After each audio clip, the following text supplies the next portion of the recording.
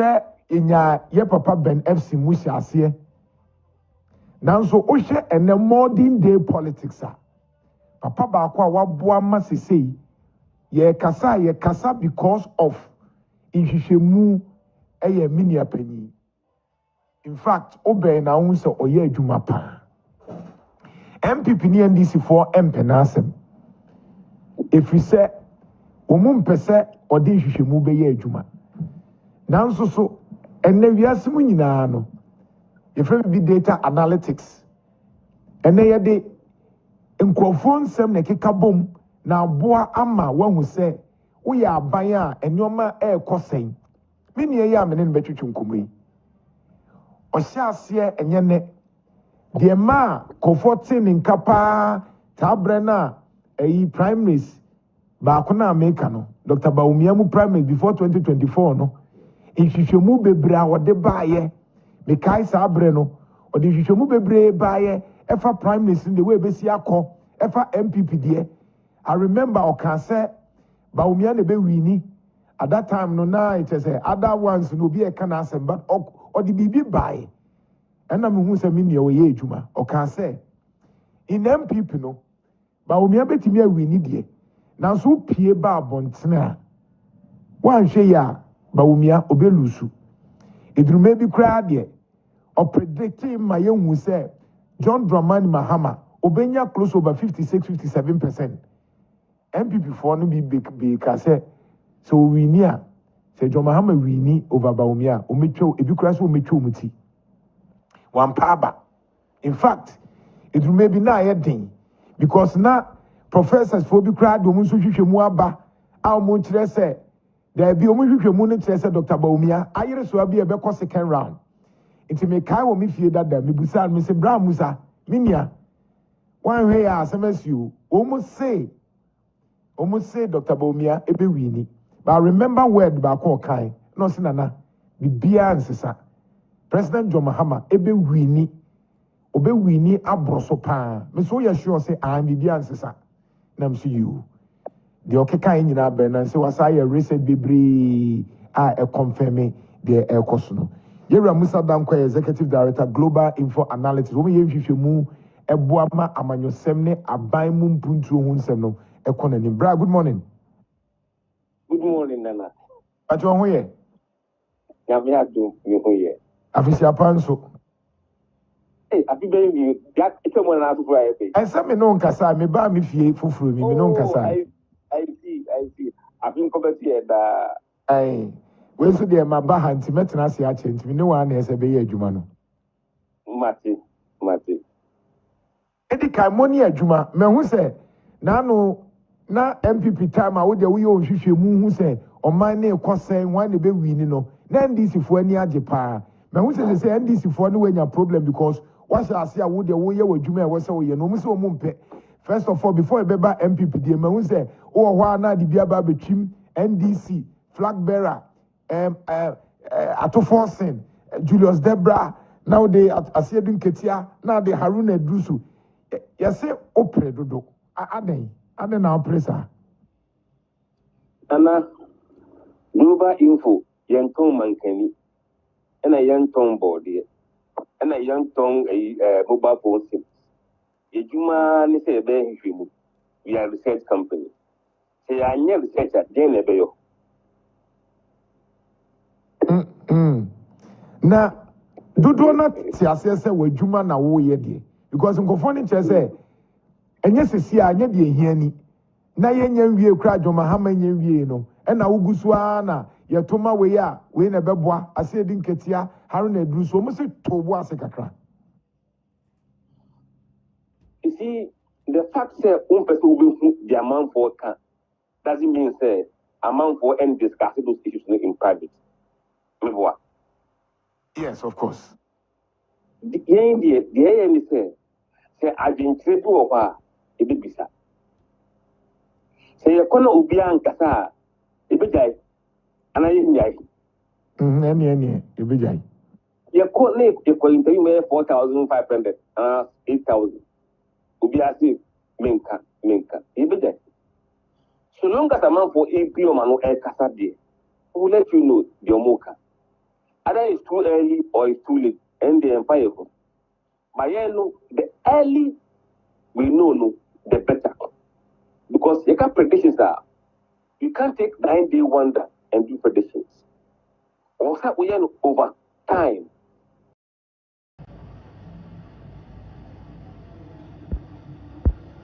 Series of polling data, not amount the trend curve, no, and the trend curve will never change. Interesting. I am uncle force to say a busrimuka be now kwashe bebia now a bubu srima no waka. And I mean, you made the here, but to somebody who feel say, Okoshe Fiebi Mua, no ake Kambuma, and I say, Penny be frona or bribewa. Now, Waba Bijao catches, oh, Mrs. Sen and Antoine be winnie over Ebia Kofi. Sanity. Look, Nana, Oka, your announcement, oh, thinking so. Because I shan't read said. So, wow, young Global Info, your friend, I didn't think it home. Both on NDC primaries, national elections, and even media usage on threat. We see you also. Sanity. What the big to let me tell. I think one day, Memma wa bankai ha. No one back to your office. There were 2 offices. Bakuye entirely call center, 2 floors. We have 48 in the group. In your grower. It means that office no who Krofua say be a upeso busa say on my name Koseya Krofua woman said that fre ebusa na matimi this information no about Bontana. Yes. And we have telephone post no. And the 3 months tracking poll no ya ko different. Be mutu ho bantama subin otafo. You know, I didn't get a home and say, yeah, now, what did you do?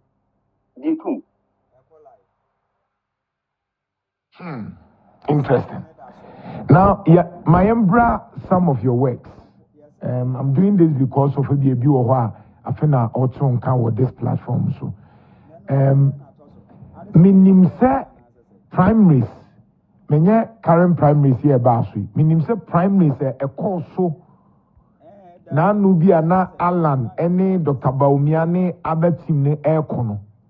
O predicted say Dr. Bawumia be winning. But one of the striking things I make I saw predicting and say Bawumia winning na opieba abontina ontimi winning. And no den ma cancer. And also based on data consistently. You start see beside man for being point number 2 in 2022 January. Nana, Oto, 2022 January. Time na MPP enyi Bawumia, na MPP enyi Alan, na NDC kula enyi Mahama. But you shall hear that question no long before on beyond flag bearers. But with MPP no, if you go on 2 main candidates at the time. Bawumia and Alan. And at NDC, you focus on 2 main candidates, Mahama and Dr. Dufo. Say Dufo any Alan over to the same. And Dufo and Bawumia over to the same. Then Mahama versus Bawumia and Mahama versus Alan Samatin. In all those cases, note, with the exception of Dufo, who was not competing very well against MPP guys, you know. Mahama was leading both Bawumia and Alan Martin by a very comfortable margin as far back as January 2022. And he pointed out Alan a withdraw after super delegate and I came Graham and a switch Ken for Alan Martin and a twice with the same data. So we knew for years, and NPP was going to lose.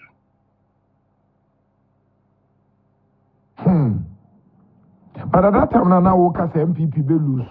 Dr. Bawumia winning no. Now confront here. Almost say a idea say the working any possible. A possible. Be crab be kum mu muti. But he still insisted say omelusu. My brother Mustafa, for example. Mustafa Salam, yeah. Abdul Salam, yes. Look, you see, so when you're man voting all the time, and against the own 40 figures, no, you are very confident. And you say, we don't temper with figures, so we are always confident. Interesting. Nancy MPP for you Mudi Nanipa bear 5. Still I'll predict said Dr. Bawumia be winning, but on Timin Crosso 70% mark. No. You said this because Osha Nana Akufo-Addo, Osha President John Mahama, Osha Omu winning were Prime Minister, nay over bear 90. But O predict say Dr. Bawumia be winning, but on Timin 70%. And no soon, and when you were done, you must be reading. Now you feel say when to me and cross 70%.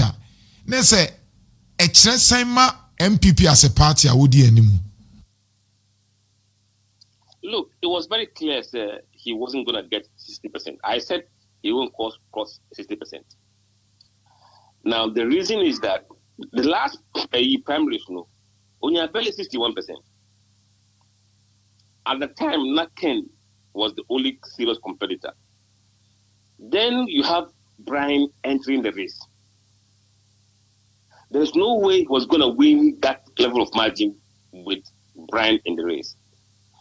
And there are people who were voting for Bawumia at the time that they felt said that he shouldn't be going again. So they switched their vote. They didn't go to Ken, but they went to Brian. So Bawumia should hear from 61 to around 56%. So that reduction of Apple Brian. In addition, people didn't see Ken as truly able to match Bawumia. So those who were doubting Ken, and they were mostly Alanites. They had nowhere to go, but they went to Ken in the last election. Felt said Brian was a better option. So they also went to Brian. That's why Brian did so well.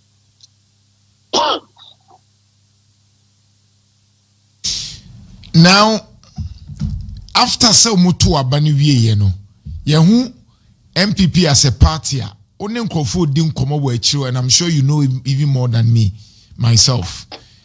Actually, say still no Dr. Bawumia as a candidate entimi emfa omo enkonkunimdiemu in 2028 based on results odiaba onhwehwemu odiaba efa candidate bia NDC for you so mu ana NDC for choose so mu still no Dr. Bawumia is trailing. What is the problem? Say yenyanyi candidate bi NDC for you mu flag bearer and still no oyenhwehwemu bi na wo hwe na wo susu say ebia say NDC for choose Asedin Ketia, Julius Debra, Atofos and Haruna, Obia BT. Yes, of the MPP. Musa ahaya ahimfientia machino endoso makakama wadaruma. Amount for umding. Say be fee experience go through in the last 3 years of MPP government. Okay. And before MPPC for amount for economically very painful experience amount for five. In amount for it's not easy to fee those experiences. Now they are compare the year in those years with Myanmar ACC at the moment. Compare and contrast say this system may not be perfect, but it's far better than what they experienced in the last 3 years of MPP. So, say, the track record of the government immediately they left power. And the track record of Omo also say. And on that count, I think MPP will fall short big time. Boa mekakra. Me tiwase a o say still na Ghana for remfi de Nana Akufo-Addo e de omu fa mu 3 years ansana yemfa say bia from 2021 eba no nyina no Ghana for remfi sa ahoche na omudu omu fa mu nti e yade asela ekutia Dr. Bawumia na. Yes, absolutely yes. Now the M1 so the role in the government, as a vice president and head of the economic management team. And the biggest problem MPP on the economy, the biggest issue for people was economy. And I'm now also the central head of the economic management team. So he cannot escape from what happened to Ghanaians in those periods. Finding means to convince Ghanaians say, "Oh no, big man on the chain there." And that's a very difficult task. Why is it so? We share the amount from the polling data. They are happy with where the CD is. They are also happy with you don't see the rate at which cost is increasing like they used to see. Inflation is negative. But the rate at which the cost is what? First, every month their prices. Now it's not like that. So they are having a bit of relief on that. Who beside Ghana for say and was saying compared to a year ago or some years back? It has always been improved. Over 53% of Ghanaians say compared to even last year, and Ghanaians. Only 19% now say in so 19 compared to 53. It's a huge majority across everywhere. So those are the reality of today. So it will be based on the economy, and every election has been on economy. And the kind of economy, look, the economy itself, jobs or unemployment, cost of living. I'm going to say in terms of cost. And then the currency stability. These are the 3 or 4 key things that really determine people's voting in the elections. Then the last point, demography. Demography. NPP, because of Bawumia and their demography, they are still alive. And they are still voters. Obi a one talk about Bawumia because of the Leo free. And I saw that on and you don't change demography behavior in 2, 3, 4 years. It takes decades to change the way people think about other people's religions. It takes decades to change about how people think about certain ethnic groups. Not 4 years. Those are things that are hard to change. Now, we have the current polling data. Why is it that Bawumia is still not doing well compared to the possible NDC candidates? It is because of the same issues I've explained to you, the economy and the demographic. Now, one thing that yesterday I published on my wall was in 2024, for NPP to win, they need to catch those numbers who went for Mahamano to their side. Obviously, Mahamano, NDC cheap, and NDC for the cheap, cheap. That's the first hurdle. Second hurdle, almost 2 million beyond Twaba. 2 million no. But candidate. At the moment, the poll is showing say NPP candidate is not able to do either of the two. They're not able to switch and have a big advantage among those who went for Mahama and are going for either Akufo-Addo or Asylum Kitia. Okay, enti dia wo kano ba ko ne se MPP fo ni bi ka se ye won ye wo ma mo MPP fo bi o mo to ma John Mahama inti nka baby adri se John Mahama mebiem na me Bawumia me na ma bedie ene to ma me no still na no MPP ni Bawumia ntimi nye sa de no enye sa na wo pa kire. Absolutely.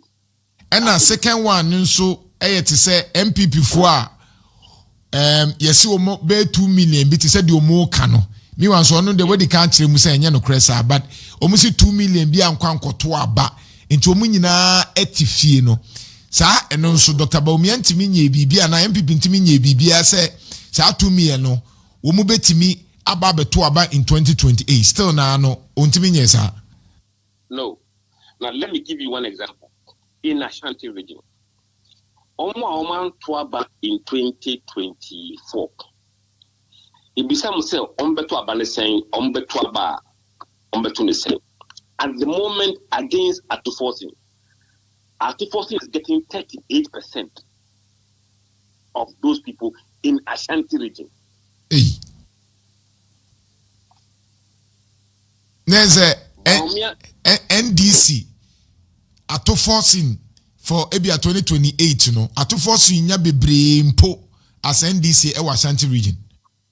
Yes, Oman Tuaba no. Oman last 2 years Oman Tuaba no. Ombetua Omu with here Ombetuni said.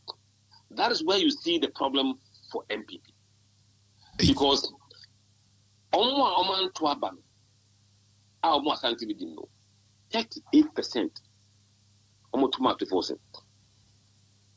27% etuma Bawumia. Now the irony is that they can as a base candidate to see what effect it will have. In the Ashanti region, around 25% say on Betoma Ken. So Ken, if he enters the race, will destroy MPP everywhere. Patch say Agyapong say what's in what to say Alan na oko independent and answer otine party to say the ayet to say the base na MPP assemble to mu Ashanti region in the whole Ghana.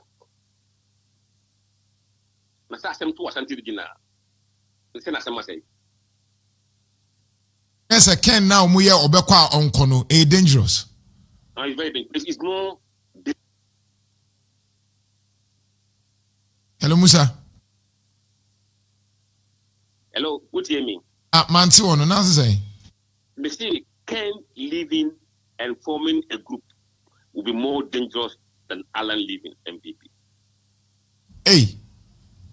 Na say Alan de okode but Ken de ni de we be humo MPP be hu amane. Look, the polling numbers is very, very clear on that. Because in Ashanti region currently, Ken is getting like 5%. I see. So far, Ken Ukrainian ni tinu so obeba so ma so obe join base no. Ken asha say ADD MPP dim. Let me give you Ashanti region. Right. Akufo-Addo will get at the moment is getting 35% of support in Ashanti region. Bawumia getting 56% in Ashanti region. Hey, MPP Bawumia Ashanti region 50. 6%. Kennedy 5%. Allen 1%. Bediako 1%. Others 1%. Okay. So let's break it down. Ose Bawumia Diani is a 50 say. 56%. Okay, and now Agyapong so Enya say 5%. It's a 56 plus for ebe 61%. And now Alan 1. There's an community in Ukraine and Fansen Kebianka 62. So everyone say Alan any Agyapong ye MPP for na ebe count Dr. Bawumia Juan can say be 62%. Yes. And as I say, Omaji Omunso Matsu Omuhuna Dr. Bawumia de no eba form. Absolutely. And Akufo-Addo at the moment is doing better than Muhammad did in the last election. In Ashanti region? Yes. Akufo-Addo yeah, dear change dear John Mahama nya 32%, 33%. No? Yes. Does it mean say Yenfan say Akufo-Addo na ye candidate for NDC obetimi pushi more vote for NDC in Ashanti region than any of the candidates ana. Yes, I see. But okay, yenche Asedun Ketia. They talk about Asedun Ketia as a grassroots person or experience. But me share data no, it appears to say Asedun Ketia ba although so be wini kra na onya sa hoden to say ato forcing. Adan. Look, simple. Asedun Ketia is popular in his party. He got 2 general election and yet NDC from Tuaba and Ghana and Tuaba. Even in his party, his popularity is for chairmanship from what we have seen in the data.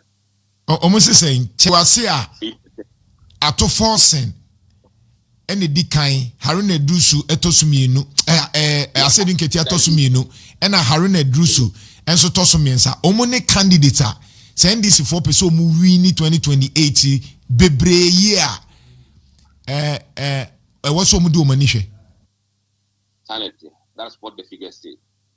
I don't more pay the obetimi more vote the at to forcing.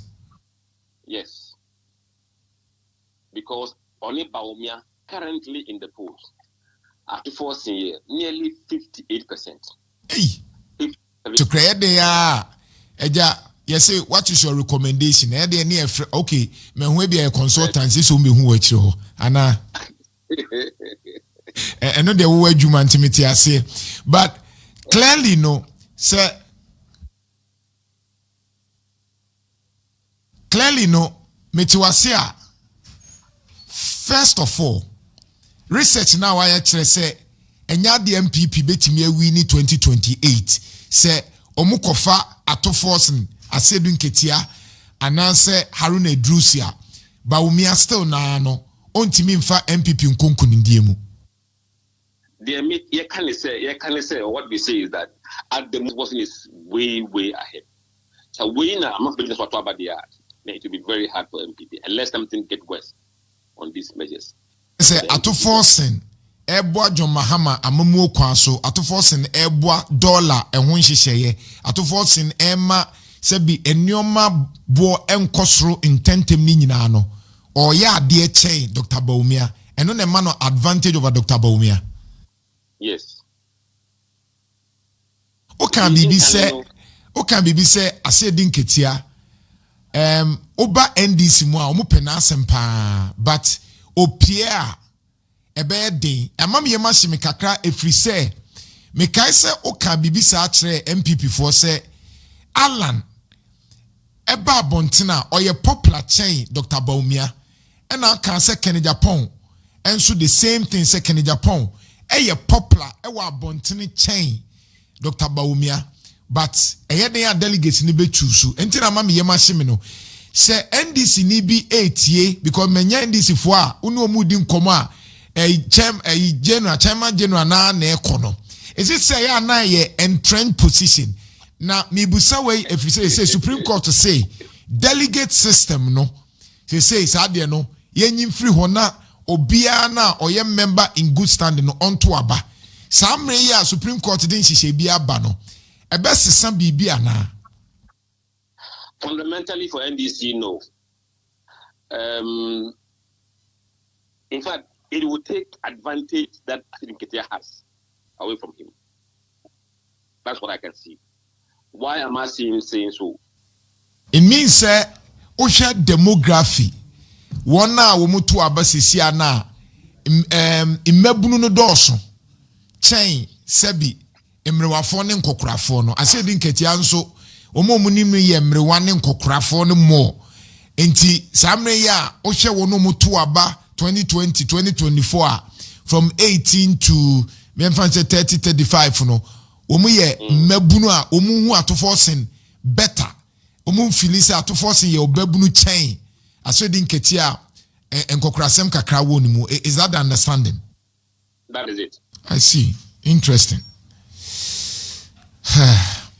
So with MPP the insu as say abe minim say na say na album mu ku ho kyerɛkyerɛ nneɛma na yakɔgye bo nse MPB wɔ hɔ a na wakyɛ album no de ahyɛ ni bottom na wayi nkrofo bi afrim samri ɛkyerɛ sɛ nkrofo kyerɛ sɛ ɛbɛma MPs na bɔ more anase edisikasɛm no ahokyerɛ bɛba Supreme Court today ɛyɛ na ɛde ba ɛbɛma MPs atua more anase we de ɛbɛtumi aboa Nana your course. They shouldn't think say they will continue to do the same thing they've been doing in the past. It doesn't work like that. One of the course I am a media and politics. In fact, one of the sub Yanami treaty was polling and class one now why a popular whopper because your man will be answer. Now, one of the things na yedi hun komo was about the use of social media and how and above for social media TikTok, Snapchat, WhatsApp, Facebook ebe ye adwuma pa in 2028. Say what say obi for example maybe a Dr. Frank Amwako hine ebo say na be MPP for TikTok minister and o te so na TikTok nko na o ya enemrem politicians any social media esum fa so be pa na betimi aboa omu elections. Nana, social media is the best thing that has happened to our politics. Recently I'm trying to get the exact figure because as part of the course no me share that my share oko TikToker because one of my projects are made in communication no na mpesa me share baby amabunu to say omuji omunsem efri na se say no ye hu say TV ni radio any newspaper no ehun nsem ne ekofom nti se wa anko social media ne so a ebe den na o share de mabunu no tai enya information free na omuka TikTok omuka Facebook omuka Snapchat omuka Instagram no maka WhatsApp channel ne na sefo ni nyina ne Telegram no enti na me hwe se Dr. Frank Amwako ne TikTok numbers sen ene wo so ene Dr. Bawumia because na say me make comment bi say ye to aba na wo hwe ene YouTube no social media mu wo so a na ye de to aba wan hwe ya Dr. Frank Amwako ebe biti Dr. Bawumia nkofo anti ase but I was speaking in terms of the social media leverage you know.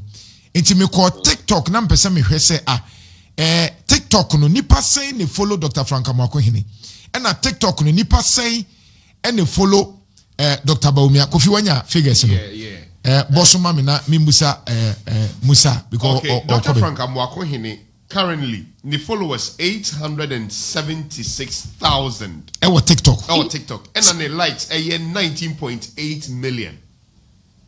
Dr. Frank Amwako hini Dr. Frank Amwako hini ne TikTok numbers you say the TikTok numbers no okra 876,000 and okra 19.8 million likes. Okay, yeah. Dr. Bawumia answer. Okay, main check it Dr. Bawumia there. I'm not sure say be do 200,000. But here check right where the 2 minutes. Dr. Bawumia followers a year 139.4 thousand. 100 say 39.4 thousand. And then likes you say. And then the likes here 683,000. 683. Against 19 point something million. A chamfu ni ben Musa. It tells you, sir, Amakwini is very well engaged with Ato forcing a MPP NDC flag bearer na ebi Dr. Frank Amwako hini vice presidential candidate. Would a certain magic happen? But youth versus old generation. Maybe I was saw ye ho adwuma ma me naija ye and minim say wo boka wo ho but ye ho adwuma ma me efutu obe na wo de beba finally because minim say wo ko studio but the abbe ni Supreme Court the ni e de efutu na both sides I will say edition. Look, monocracy in our politics. I think you that are say American democracy has been there for about 2 years. My reforms are they're still doing it. So we have time to go, but let's improve it at all times. Ram Musa Dankwa Nyamin Shao Semaje Obri nyina facheme. Medasi. Executive Director Global Info Analytics. Ene ni na twetwe nkomo extensively. And I catch you one of the course I manage this semester meche a media and politics.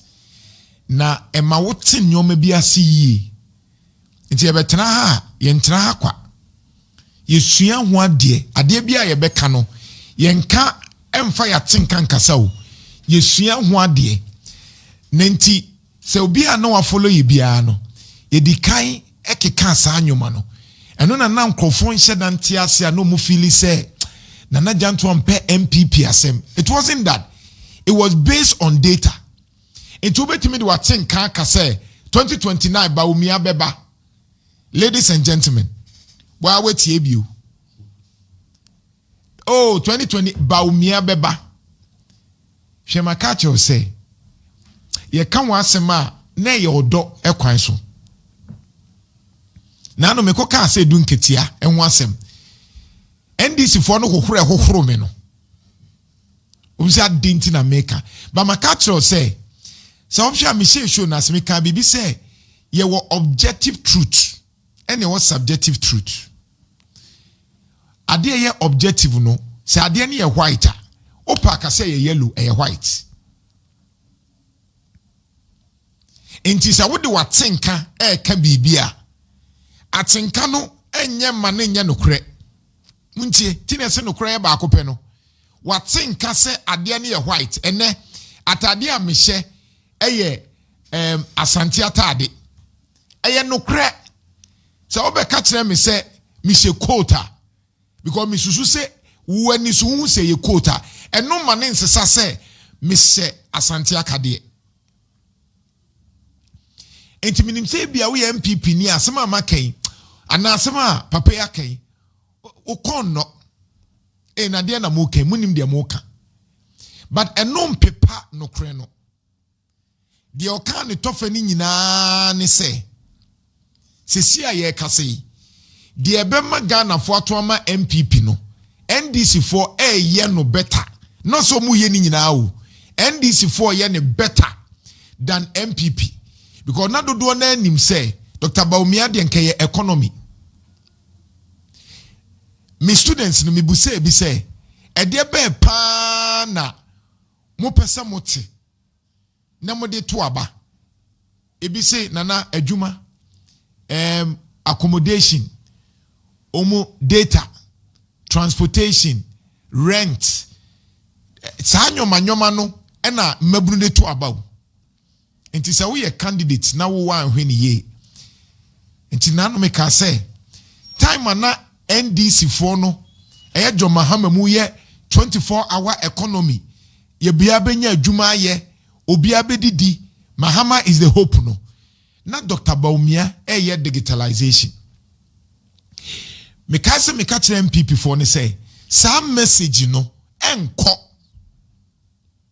ba jo muntie o obi a oni me e wo sa de me ka say MPP no mu ni message 2028 2024 no MPP de no mu kanyina na message bie no no mu ka breaking the 8 Dr. Bawumia digitalization and am say that be emaburu na aba no omuti digitalization na se dada and no na be kire na kwan obefa so use TikTok and no na be fa so a kire no ene universities dodo na akra no ene school fees kra wo ma no timi tua through mobile money enti digitalization no e kan ho dada na mom ye betimi aka se oh ono na ode na ho odin hye mu se yenye niye enkyere se ono na de baaye sa asem we mekan afie duruma bi omo de bibia friend no credit score card e baaye credit score card na ye den credit score card ni nyina ne se ye be ma wo max ne se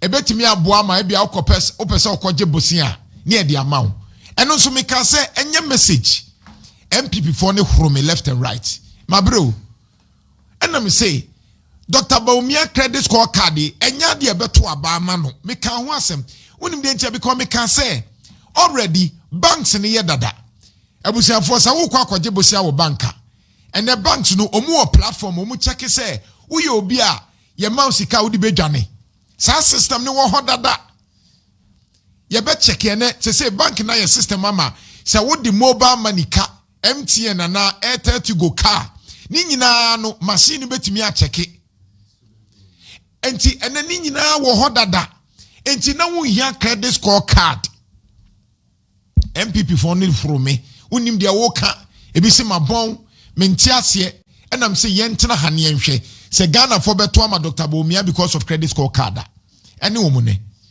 ha ye kasa muntie kakra ye kasa muntie NPP maso odene ye kasa muntie hwe Dr. Bawumia de enti opema asem ni me ka che wene de enti Dr. Bawumia pema asem ya na nkofo nti ase ne se emre bia olusu ye na oba kumase no ohia nsem trofo bi na opese otema no me kasa wie ye e na opema asem me kasa no kra ne kire no onim Dr. Bawumia nim enti makato se umpe Dr. Bawumia asem ncheme de ma ne pema asem enie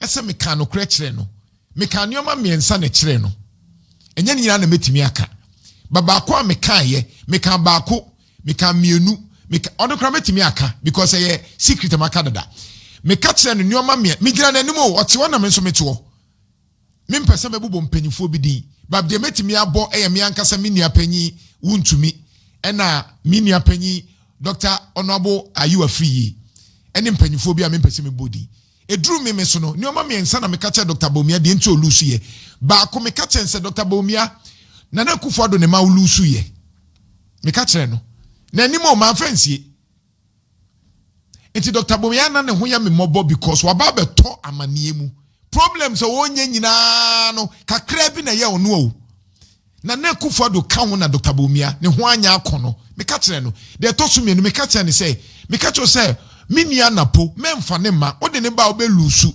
manka afi no to me ka kire say kofa adutum me ka kire no say medie ankasambre de ne beboa pa ye adutum as your vice president because nkebetimi aboa ka obelusu mpo a ka enye ti sesei ba mo ye ya akofa napo me ka se napo moamo ba akofa no afi no gyawo de to so miensa nam se Dr. Bawumia papa mpe wasem but ba kuni se na wuni any message o message no na emfa because bala credit score card in digitalization no na enya de a emu odu to convince Ghanaians say yento abama miensa me kasa wie ya ene ma Dr. Bawumia pem asem inti makato so umpe Dr. Bawumia umpe na asem ncheme nemo nyoma bi ho na meka no wo ya omu se de be ye be ma NPP fo ahu se we ni enye enti ne duru bebe mre mbeka se Dr. Bawumia be boa na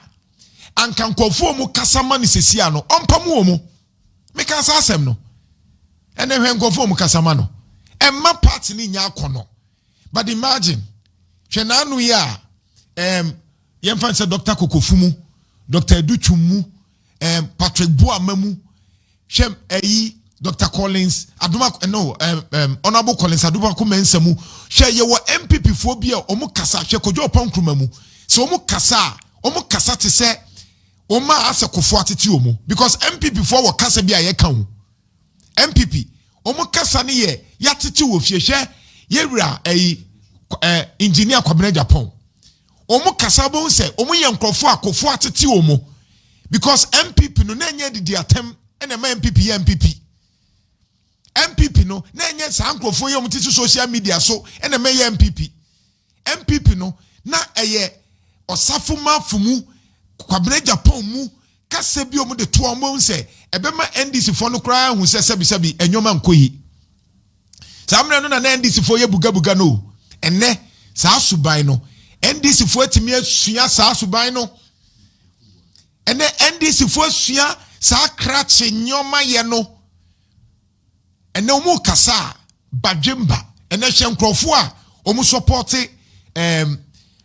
President John Mahama hwe ni chief of staff so ye PhD doctor hwe nimdia Honorable Julius Debra any ahobrase kwan so a odesom na compare sabre no the chief of staff of Nana Akufo-Addo maame wayemre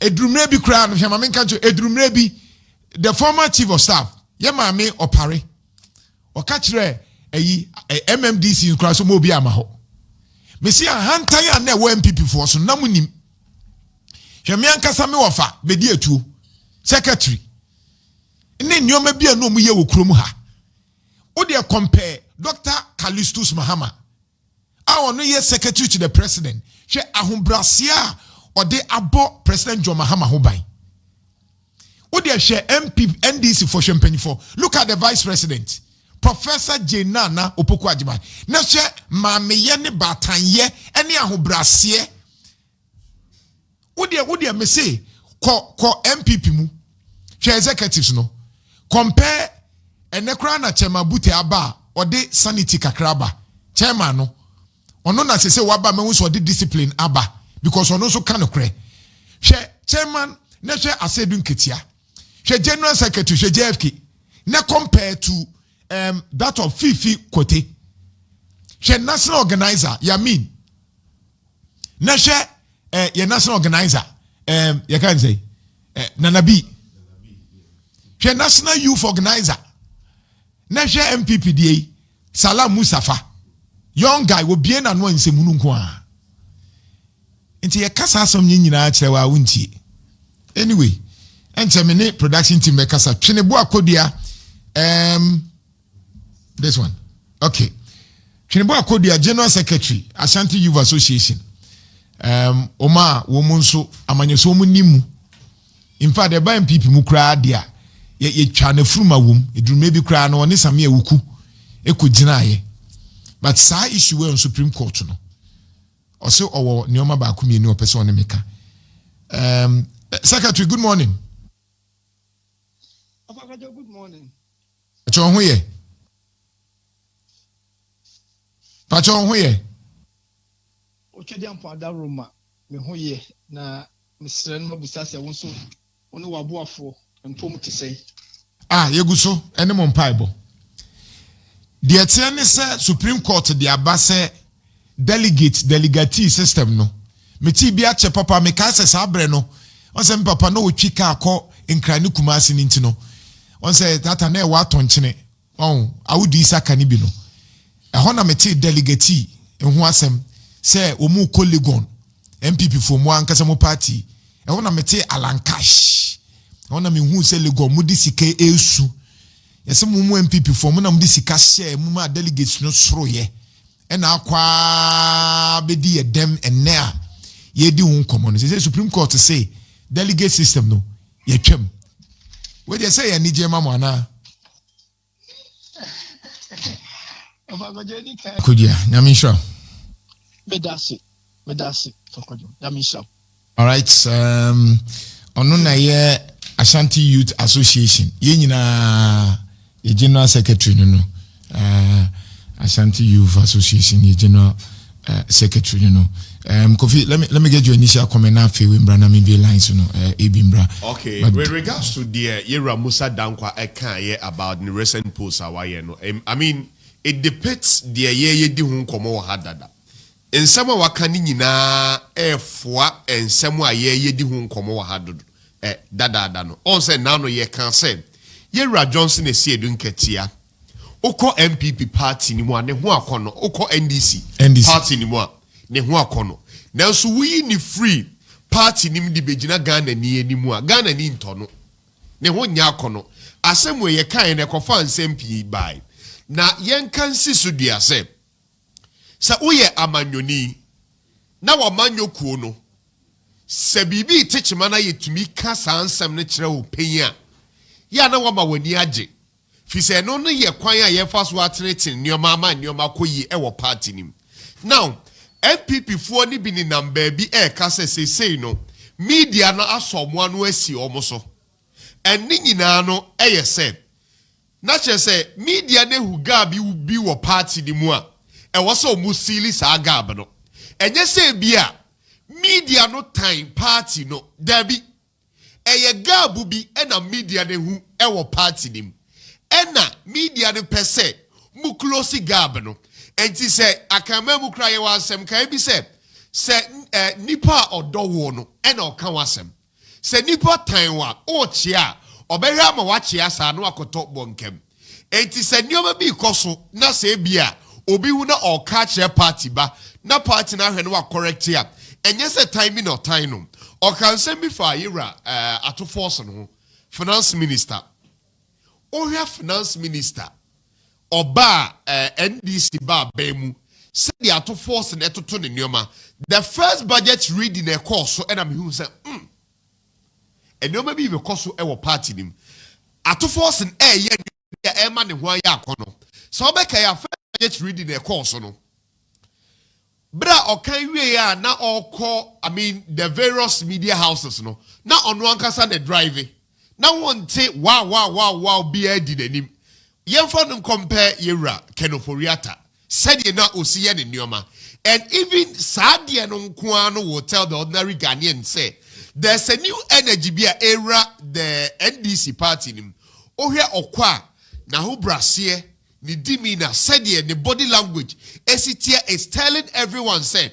ato forcing attracted the ordinary Ghanaian but some way a painful truth o catch Ghana ni oye NPP ni ya na ompese ono be ya adwe kokotako tinti ahomaso dwane ahantan a course in the NPP party no say no NDC for ye smart NDC very smart so when the NDC for ni di nkoma on sadie na media ye attack and I said no cry ye hu no NPP mu a ye kan no and NDC for aye smart say NDC for no aye sober omo afa ahobrasie huhum bi enti se bibi koso kra na enya o nhede hu enu bi na e koso wo ato forcing ene yewra his excellency John Dramani Mahama mu no enti se wahwa ye kan budget ni wie ye no as a manfo her personality no more instead of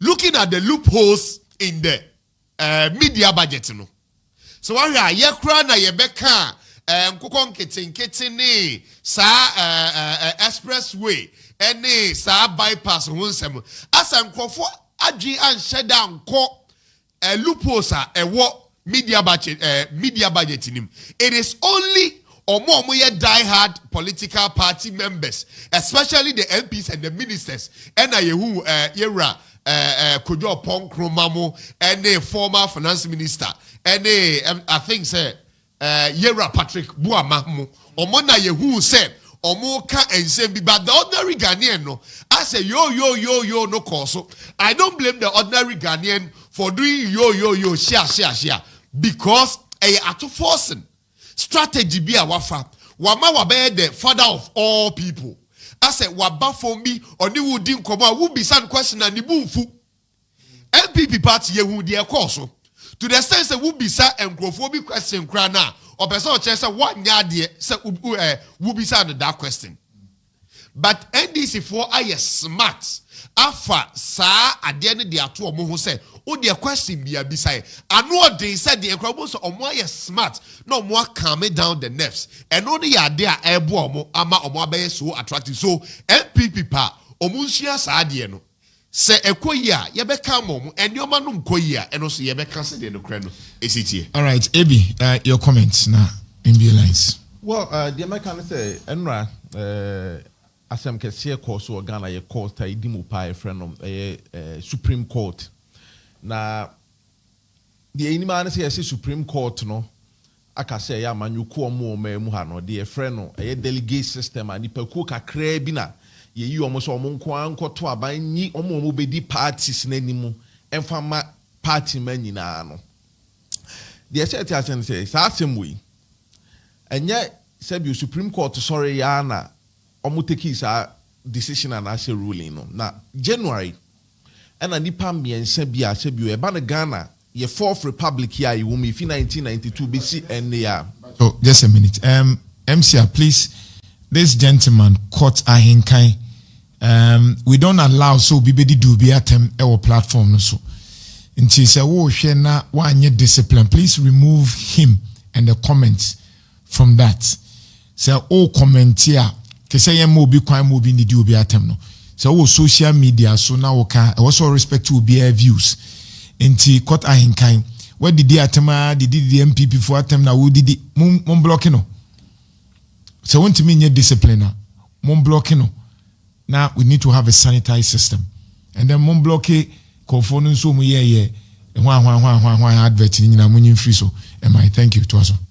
Enti sa nipa miensa no efi 1992 a na yakọ military atena sojafoɔ ahyia be 11 years a ye ba democracy kabima minka bi amamum no sa nipa ne nipa a ɔmo ka mfitiase no ho sɛ de bible no ka mfitiase na asɛn no ani nyankopɔn do ye hye democracy ase na nipa miensa ɔmo ye Dr. Nyaho Tamaklo.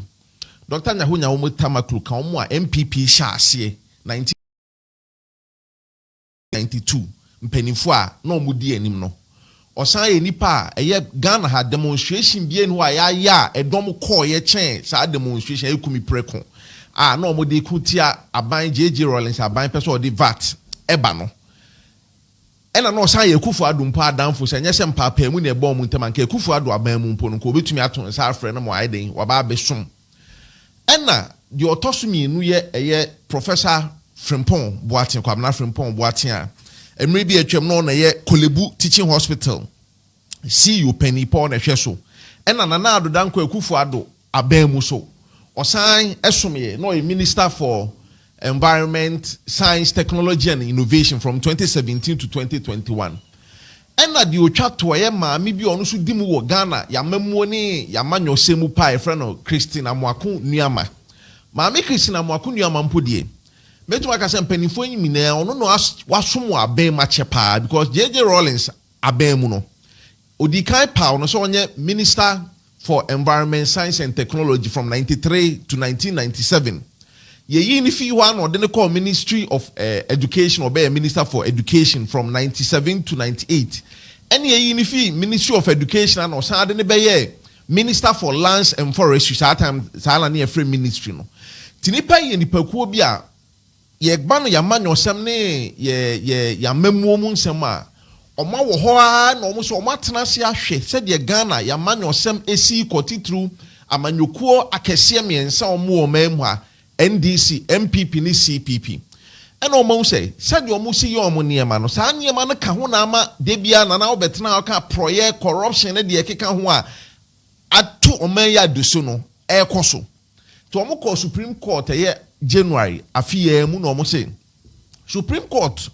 enka say parties no enhihye bi omo wa eya nipaku kakra bi a yeyi omo from delegates no omo tumi koto aba edi nipon be di omo anim wo polling stations constituency regional national and even presidential and parliamentary candidates no san nhihye no ene ye constitution ebo ebra ene ye constitution so no said ye tron no ye say semra bi ewo omamu ha na obi eye nhihye bi a se ye kohwe constitution nsem a eka na ene ne nye pe na ene ne bo ebra ye bo sa emra na etugu fi constitution ne mra edimu omamu ha che emra bia to omo koye no omo say omo nyina so nti omo pese koye Supreme Court no ebo sa delegate system ni go ne say omo afemo hu say the edikan delegate system no eyi ni pekuo bi te omo aban mu MPs party executives nkoa na omo tumi koyi nipa ombedi party no enim ewo positions bebre mu a ema nipa dodo na asebi omo ankasa na nka party no omo wo party no ho do a omo nim omo a omo nimde eni modern mo betumi de di party na no sa nipa ne de ye mfo omo anum asem enye adwuma bi ena omo say enu achi no sa delegate system no so e deploy aba eye party no kwa omo fa so yi omo nipam de friend vote buying no tina akwa so omo sika so wo sika nko ana say bio adwene nhye dani ho uni modern mo bi abetumi de abo party no kwa wo sika no tumi ema wo dibia e wo party nim eno so no amanyo sem ne yamamuo no kofom enti Supreme Court no enhwe constitution de from article 55 no enhwe say delegate system na ne bo abura na ase ene ne yepe ti asem no call Supreme Court anim no mo say o ma hwe asem ni mu a de mpanimfo miensen ka no almost you NDC, NPP, CPP, and a Ghana Attorney General, Ekahono. Omani penny for me and Sunday, if you say Article 55, Clause 5, no more day, and one assembly in a show, a coin. What can Article 55 or say? Amanyo Sama, a coso or mem way in no, Tito Amanyo, Kue Wahano. Omwa Jumedi Omudi Omun Temuno.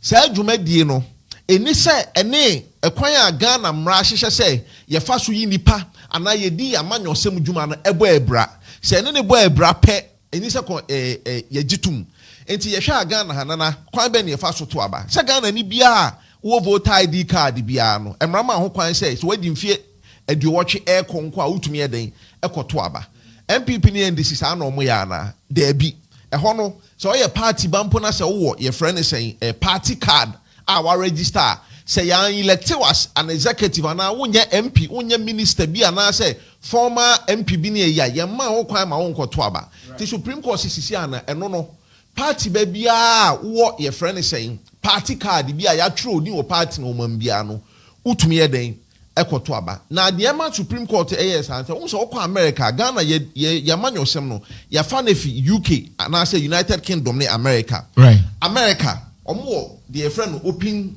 primaries and your close primaries.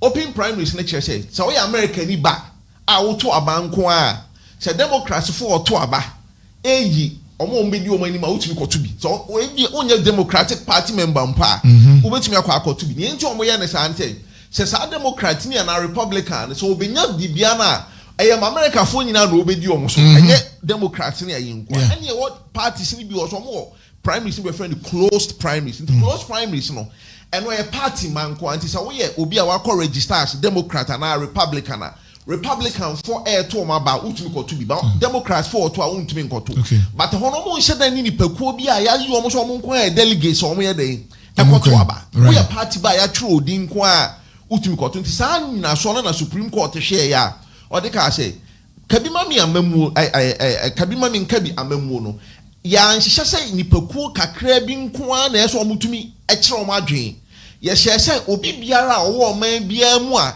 ye mmra ɛma ne ho kwan so otumi nya ano ɛkasa otumi to abayi ɔmampanin ne ɔmo makeka ne nyinaa no ɛsɛ so ɔno so tumi ɛyɛ demo ye friends nkabi mami nkabi no right enti no disia no ruling no sɛ the Supreme Court kan no ɔmo say ruling we entwa na ni nkɔhwɛ na chi enkai de enra esiye ti of course beka say ni retro si omo mo yes it is MPP for sa akoto aba no yeah no the ANC okay. But Supreme Court so mama parties ni nyina afe ba akope oh okay 1 year so afe ba akono omo hyase ensesa enhyehye mra besesa eniema a omo de ye omo abato nsensem no enti afe ba akomu no se MPP and NDC sa ruling we party ametuma say be di kan affect no NDC because also omomunya nyidi obedi omanim omampani you expect say getting to the end of 2027 as abeba right MPs ni adi no omunya anye bendi MPP di nyame ncha di omodi kan yi omo di obedi frank atuni nti no de enka no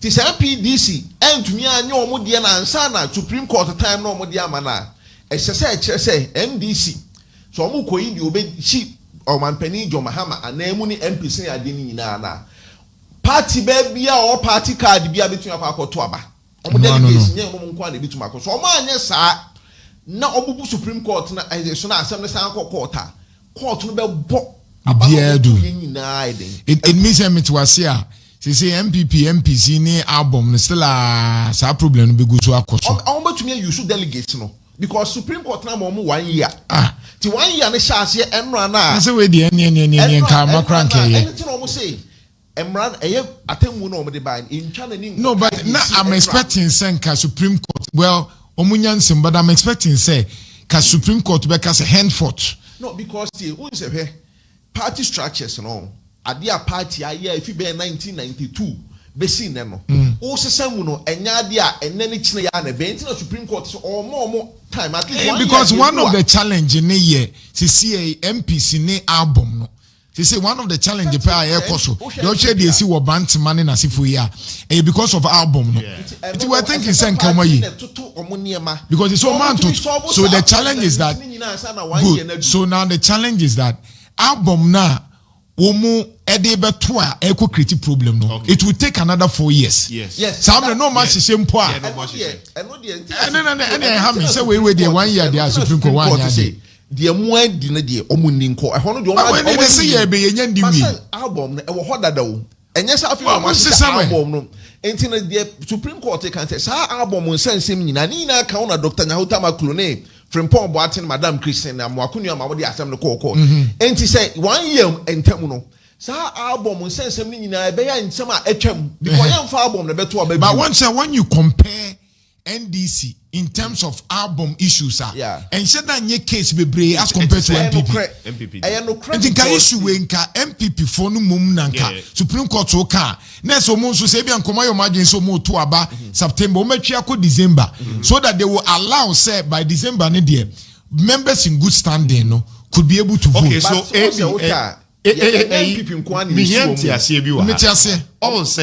you are talking about the fact say a law shouldn't be retrospective. Yeah. Any say a retrospective. Your judgment be it to take retrospective. Yeah. Okay. But same way in a Supreme Court say, I'm person who be chow money akoshe eche akai the NRC.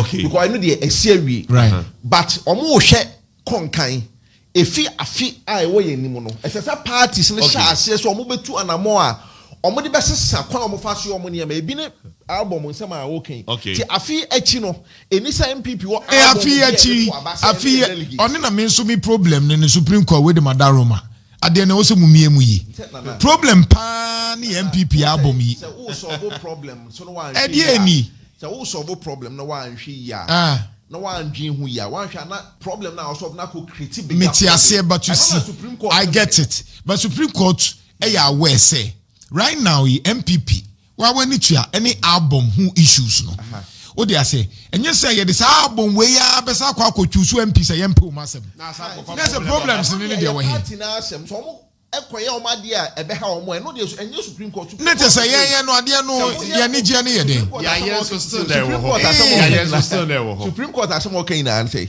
afi mu no afi bedu no Samon to Tomo near my Yanamo de album and who here Bako to Abana and no Mwamo winning election and Eddie and fine who the Asian say, I feel the best no. Now was someone near Mamma, if he a fear chino. Okay. Mon for album on to baby. Okay, MPs no matter more dear abe. MPs after national, then so if I say MPs then by 2027, yeah. Now ye can't for say 1 year and make us a 1 year, you see. The danger is the 1 year MPP for MPC be for so say within 1 year. Yeah, not say album no crime man for so. Asam na tunchai. Un se Ghana yemre mu no dear friend of jurisprudence no. Say court to be at the mo atemu bi ba na oni omo nya adwen a. Ubetumi asan akọ say oni omo nya adwen nti ensan hwa asim ni biu. Enti there is the possibility mpo say either MPP, CPP, NDC, including Attorney General, you see Omono.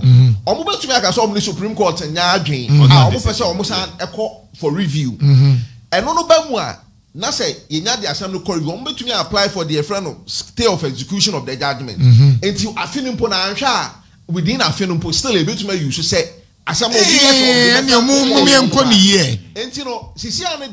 Court the kwambe so ne fa so sako enno mi tienti amanyo kuofo no anamusifo ana omo court na de obi ani ho wadi kan aka say ye be co review sisi ane de ruling ye in effect but said the American no judgment no be 5th August and full judgment na Supreme Court so mo be release so mo release we are lawyers so mo parties ni nyina including Attorney General na ono so ka omo yesu omo no betuni atena se ahwem aka say ye no mo nya adwen ye ko for review say sama de dia say review bi amba mu dia ene ye MPP NDC CPP ni amanyuku omo manhina omo wa afi so omo the best jais are delegate system no ma to album ne nsensem nyina egu na afi the omo ye ne say wo choro say nche bia na MPP ni NDC no omo sha say so omo register omo quick one exactly. So register bank na wo party card ubetumi akwa aba.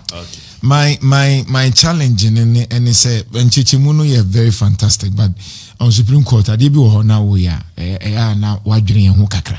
Cause me na why ya the any say adie pay ni na so for 1 year there the same delegates in as a delegates o mabosu the odia be amad delegates abosi 1 year chi na nya de no, but you see what I'm saying that the critical voting power no ya fi yeah for NPP nko NDC nya NDC there no and said that hu sao in fact NDC for cry na buy system ni mu it may be that Nana Akufo-Addo ebe mu kakra but NDC for no na o man kasa pemu ka say yem ba mu no mo mpo de onim said the Supreme Court can after 2015 no mo ye bio 2015 omo yi omo presidential no omo ma party man eto e na nya delegates nko a ti e kan NDC ne party mpo omo di kan implemented the Supreme Court yes successful the problem with that album nyoma no NDC ni sa problem so one here bra ye be ko primaries bia no baby a obeti say issues wo pa ye MPP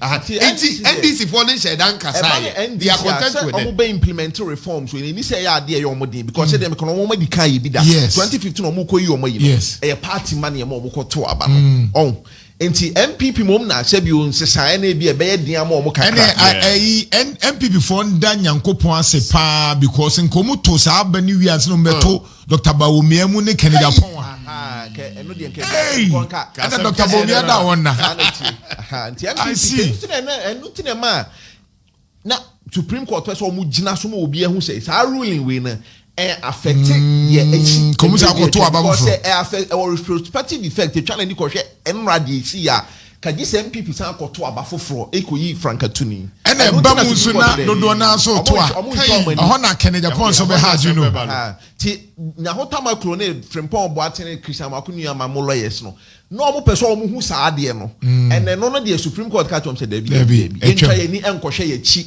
enhwe de no I think say Dr. Bawumia nkoda Supreme Court ase cause I tofa ho de anka Kennedy Agyapong be hard because omo boa mi o omo boy nyina no nka ahye egu na nke be but Supreme Court mpesa anyway mami be lines ni nkomo kakra this issue 030557 101231 0557 101232 00557 0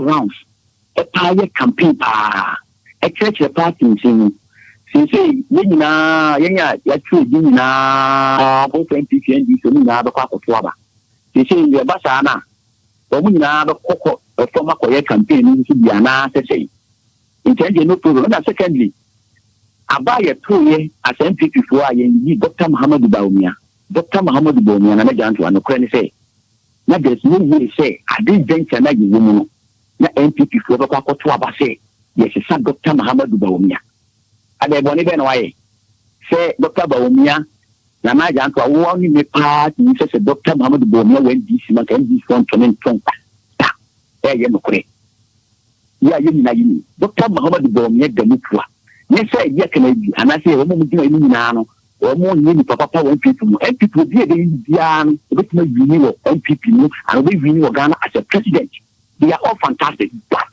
Dr. Bawumia truly stand tall because pro and you did it to papa so amane ko ye say Dr. Bawumia you be a politics o mo ba nyina at least obi bit ma yina chi chair wo politics mo Ghana ye do na benu ko fo such a humble person intelligent person knowledgeable affable obi oni udi na tempra na o say he na Dr. Bawumia di atemda ana o kese ti obi da ana say economy na ye ka say economy no wanya nti 24 hour economy policy 24 hour na jato mo 24 hour all right me dance me hu de o share that person who come it yeah that's good morning ana ma che me Josuminia ana ya kama Hamza kasa primo right me too ana na ko shira kwa ana pay sempa de mo si na de mbato ka sem jumana no ma o ja ti ja no pay mi di ja ko you wa o se ko for dia ba se kasi ko ya mo bobo mu jire ya na me wa Yana mimi be yaro ko ko sa yi mu ya u ba sa to ya la ta kan wa kware ya mu ta ya na Hamza mamimbusa Hamza mamimbusa Hamza yes with your word Hamza wutie me me feel pa me fie dada no mu ana me ni di nkomo na ye ka ho asem se Joma Hama be wi ni no o frɛ me busa me se aye ko fefefrin oh na they were there any Joma mo we see afa we say Joma no kwa na ba we see omo doso e bi me busa wo se na wutie se de bia no fie dada mu no na me ye reset ebie lines man kofo chiro madwen e ma na me ka se Bawumia wi ni e ma na mo frɛ na mo boy abaso wa musa se na no ya kofi free he adentina you are concerned because e bia wo candidate bi nim entina wo so mo kofi free he ana na ya wo candidate sa ba ba na tie ne mu no se wo se o fo so ya ne tie nsamo